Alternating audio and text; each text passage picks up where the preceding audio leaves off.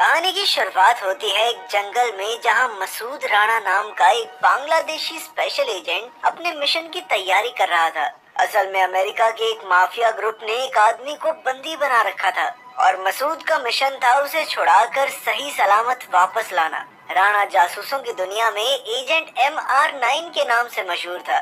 जल्द ही वो एक हेलीकॉप्टर में अपने मिशन के लिए निकल गया और एक आलीशान बंगले में पहुंचा। वहाँ उसने बंगले के बाहर सभी गार्ड्स को मार डाला और फिर अंदर जाकर भी गार्ड्स की हड्डी पसली एक कर दी। वहीं दूसरी ओर हम रिची नाम के एक माफिया बॉस को देखते हैं जो राणा के बॉस मेजर राहत खान से बात कर रहा था। रिची ने उसका मजाक उड़ाते हुए कहा कि राहत ने रिची के इतने सारे गुंडों से लड़ने के लिए सिर्फ एक राणा को भेजा है, मगर उधर राणा ने अकेले ही उसके आधे से ज्यादा गुंडों को धूल चटा दी थी। जब रिची को ये खबर मिली तो वो तुरंत ही भाग निकला और उसने अपने आदमी से कहा कि इस हॉस्टेज को मारकर पूरा बंगला धमाके में उड़ा दो।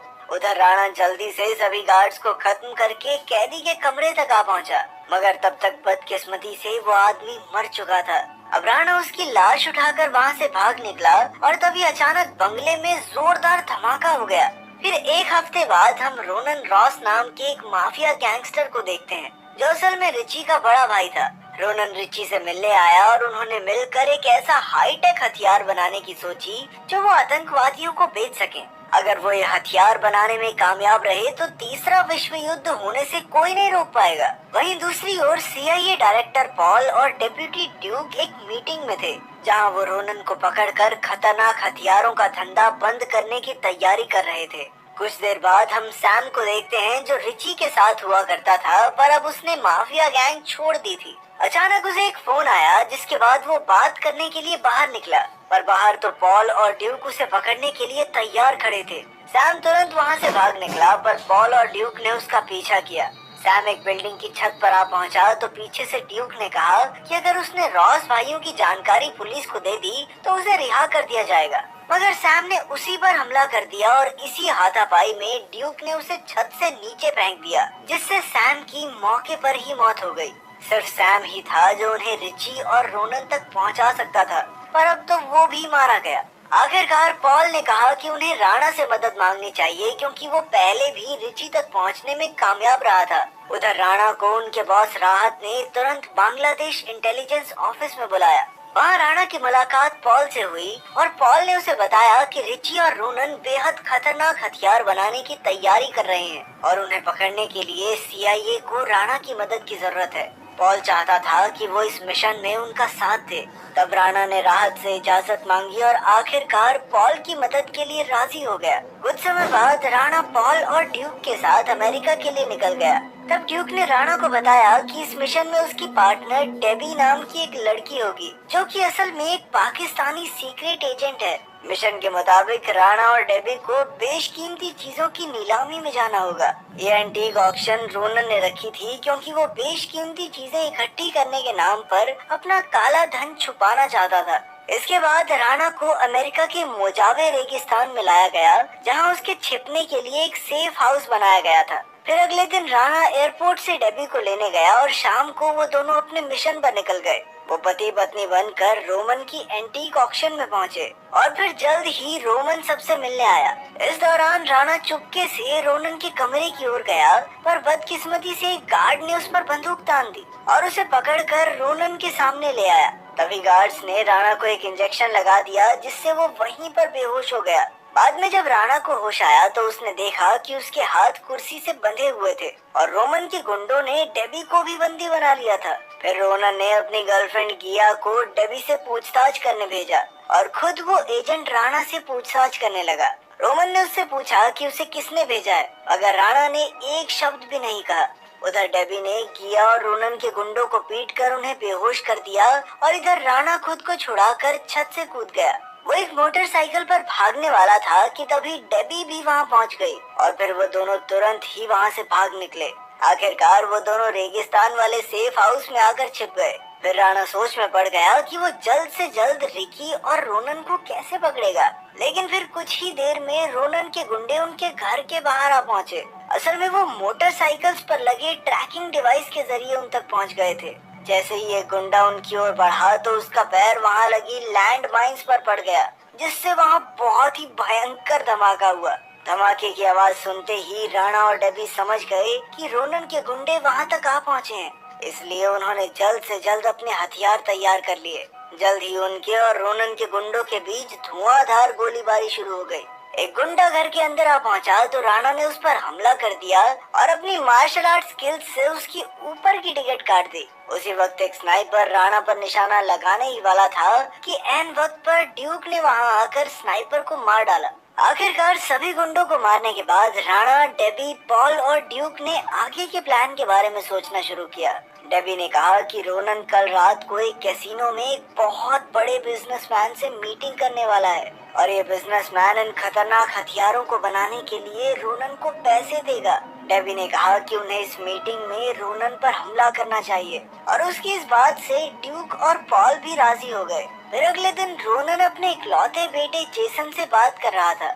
जेसन चाहता था कि रात को होने वाली मीटिंग में रोनन की जगह वो वहां पर जाए। रोनन ने पहले तो मना कर दिया क्योंकि ये एक बेहद जरूरी मीटिंग थी, पर फिर बाद में जेसन ने कहा कि आगे जाके मुझे ही तो आपका बिजनेस संभालना है डैड, मौका नहीं दोगे क्या मुझे सीखने का? उसकी बात सुनने के बाद रोनन ने जेसन को उसकी जगह पर मीटिंग में जाने की इजाजत दे दी, लेकिन साथ में ये भी कहा कि रिची और कुछ गार्ड्स उसके साथ ही जाएंगे। फिर रात को रिची, जेसन, रोनन का राइट हैंड याकूब और बाकी गुंडे मीटिंग के लिए कसीनो में आ पहुंचे। उस वक्त राणा पहले से ही वहां भेस बदल कर बैठा था और डेबी डांसर का भेस बनाकर मीटिंग पर नजर रख रही थी। कुछ ही देर बाद जेसन और उसके साथी एक रशियन आदमी से मिले और जैसे ही वो आदमी जेसन को पैसे देने लगा तो अचानक राणा ने उन पर गोलियां चला दी। अचानक दोनों तरफ से धुआंधार गोलीबारी शुरू हो गई। ड्यूक और पॉल भी राणा की मदद कर रहे थे और जल्द ही उसने जेसन को गोली से घायल कर दिया। इधर रिची तो तुरंत कसीनो से भाग निकला। अंदर याकूब ने जब जेसन को घायल देखा तो उसने उसे उठाकर गाड़ी में लेटाया और वहां से निकल पड़ा। राणा भी तुरंत अपनी गाड़ी में उसका पीछा करने लगा। वहीं दूसरी ओर ड्यूक, डेबी और पॉल अब भी कसीनो में रोनन के गुंडों का सामना कर रहे थे।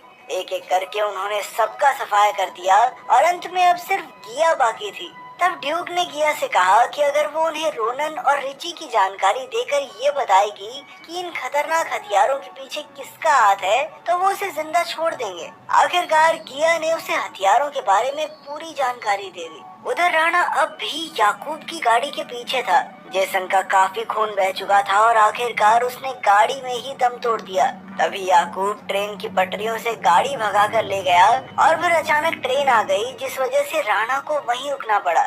आखिरकार याकूब जेसन की लाश रोनन के सामने लाया। अपने बेटे की मौत की खबर सुनकर रोनन के पैरों तले जमीन खिसक गई और फिर उसने गुस्से में तिल मिलाते हुए पूछा कि इसका कातिल कौन है। तब याकूब ने उसे बताया कि इसका गुनहगार एजेंट राणा है। याकूब ने बताया कि उसने कसीनो के अंदर रोनन के सभी गुंडों को मार गिराया। तब रोनन ने फैसला किया कि वो अपने बेटे के कत्ल का बदला जरूर लेगा। अब रोनन ने याकूब को हथियार बनवाने का जिम्मा सौंपा और वो खुद राणा की खोज में लग गया। फिर अगले दिन राणा को खबर मिली कि रोनन के लिए हथियार बनाने वाला आदमी एक बांग्लादेशी प्रोफेसर था जिसका नाम है करीम। अब राणा बिना समय गवाए करीम के अड्डे पर पहुंचा और उससे पूछा कि वो हथियार क्यों बना रहा है। करीम ने कहा कि इस काम के बदले रोनन ने उसे बहुत बड़ी कीमत दी थी। अब राणा ने करीम से कहा कि उसे हथियार बनाने वाली जगह ले चले। तब करीम उसे रेगिस्तान के बीच बनी एक लेबोरेटरी में ले आया। फिर अचानक रोनन के गुंडों ने उन पर बंदूक तान दी और उन्हें कमरे में ले आए जहाँ रोनन ने उनसे वीडियो कॉल पर बात की। फिर याकूब डेबी को भी बंदी बनाकर वहाँ ले आया और तब रोनन ने कहा कि वो अपने बेटे की मौत का बदला लेकर रहेगा। मगर रोनन ये नहीं जानता था कि राणा और डेबी सीक्रेट एजेंट्स हैं। तब राणा ने कहा कि अगर वो और डेबी आज मारे भी गए तो भी कोई बात नहीं, CIA और अमेरिकन फौज जल्द ही वहाँ आकर रोनन और उसके माफिया का सफाया कर देगी। इसी दौरान ड्यूक और उसकी टीम चुपके से गार्ड्स को मारते हुए लेबोरेटरी तक आ पहुंची। वहीं पॉल सैटेलाइट सिग्नल्स के जरिए ड्यूक की मदद कर रहा था। जब करीम ने देखा कि CIA टीम वहां आ पहुंची थी तो वो डर कर भाग निकला। इधर एक गार्ड राणा और डेबी को दूसरे कमरे में ले जा रहा था तो राणा ने मौका देखकर उस पर हमला कर दिया। फिर उसने डेबी को छुपने को कहा क्योंकि वो खुद याकूब का सामना करने जा रहा था। जब राणा और याकूब की हाथापाई हुई तो राणा उस पर भारी पड़ने लगा आखिरकार याकूब करीम को लेकर वहाँ से अपनी जान बचाकर भाग निकला। इसके बाद राणा रोनन को ढूंढ रहा था कि अचानक एक गुंडे ने राणा के कंधे पर हमला कर दिया। कुछ ही पलों में रोनन बाहर आया और उसने राणा पर बंदूक तान दी, मगर तभी ड्यूक ने वहां आकर राणा की जान बचाई। फिर पॉल ने ड्यूक को बताया कि वहां कई सारे बॉम्ब्स फिट किए गए हैं, इसलिए ड्यूक उन्हें डिफ्यूज करने दौड़ा।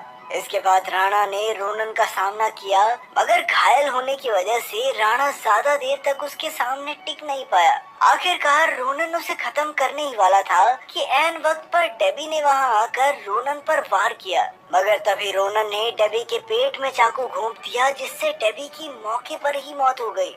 ये देखकर रोनन को बहुत बड़ा धक्का लगा और उसने गुस्से में आकर उसी चाकू से रोनन का गला काट डाला। रोनन की मौत के बाद राणा और डेबी का मिशन खत्म हो चुका था। खैर, याकूब और करीम अब भी फरार थे।